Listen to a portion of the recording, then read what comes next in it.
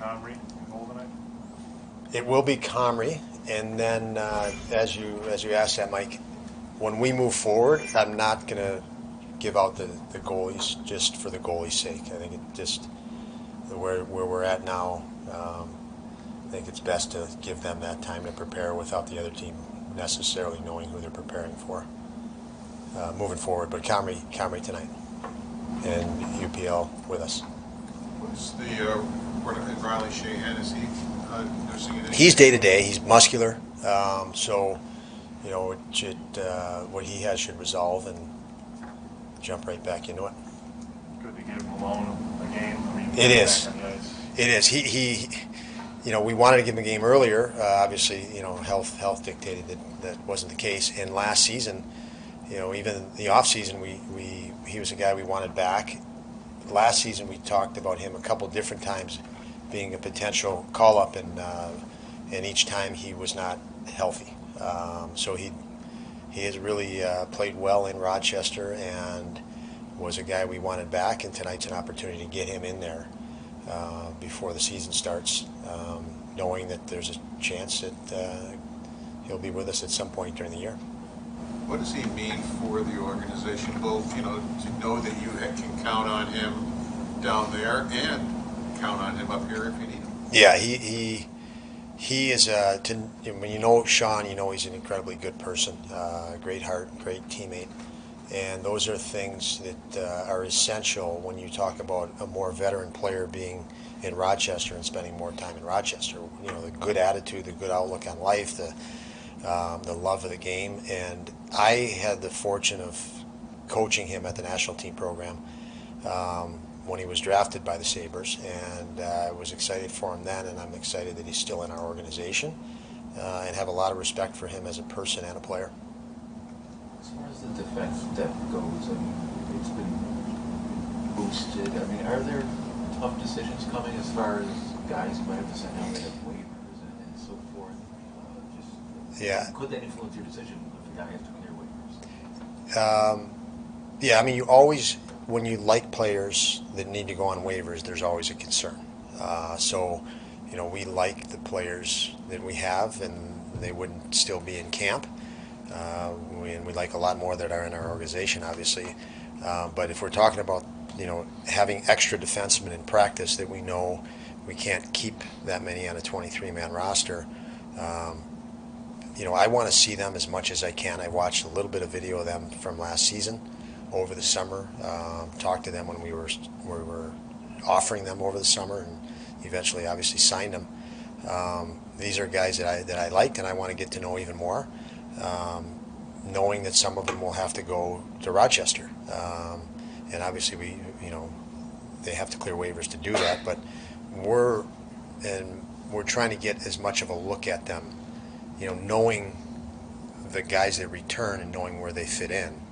This is still an opportunity now to see more out of the new guys coming into the organization and give them time with us to adjust to us as coaches here and how we want to play our style, our identity as a team. So I don't worry too much about decisions.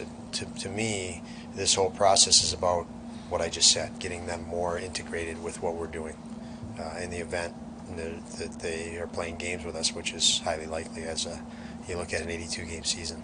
You obviously had a good AHL team last year, but how much, like Bill said, do you just sense the depth, especially the veteran depth, is going to be a lot more in Rochester this year? The depth all around. We definitely upgraded the veteran depth, specifically on the defensive end. But the depth of talent there. Last year, Quinn and Peterka stood out as young guys. And in the background of that, Byro was emerging. Rusik did not play till late in the year and just jumped on the scene as, wow, what a prospect he is. And then you add, all the young kids that are in there, going in there this year, from Rosine to Kulik to Kisakov to, very, very talented young hockey players.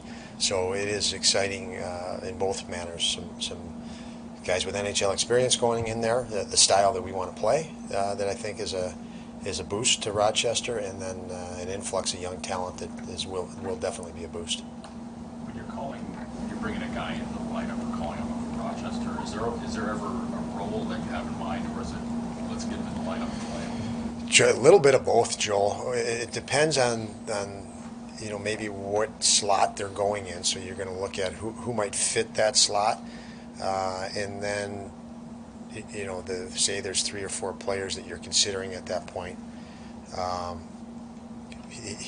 You get excited for each player for different skill sets that they have, but you do figure, okay, what slot is needed here. And the comforting thing for me when we looked at as many players, we have so many skilled players that can fit lots of different situations, which is really exciting, if that makes any sense at all, John. Yeah, I got you. Yeah. As far as Craig goes, we were talking to him yesterday. It seemed like you guys were the perfect marriage, so to speak, because he needed a team, you guys needed a goalie, and it's just the dynamic of it was what he needed and what you needed. Do you see that? Do you know what I'm talking about? I'm sorry. Yeah.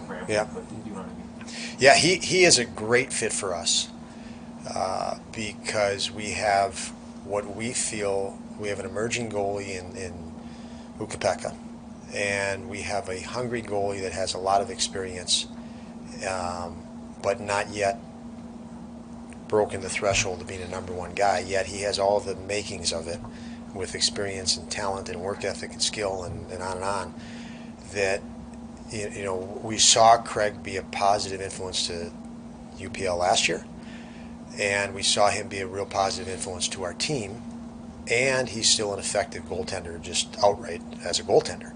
The workload isn't, he can't handle the 82-game workload like he could years ago, and we feel we have guys that can supplement that. So he doesn't have to log the minutes of a number one guy, but we feel that he's more than more than good in the net. Period. Or we wouldn't be talking about this at all. He's a very good NHL goalie. So yes, all of the other stuff is a huge bonus that fits our organization right now. He is like Okposo.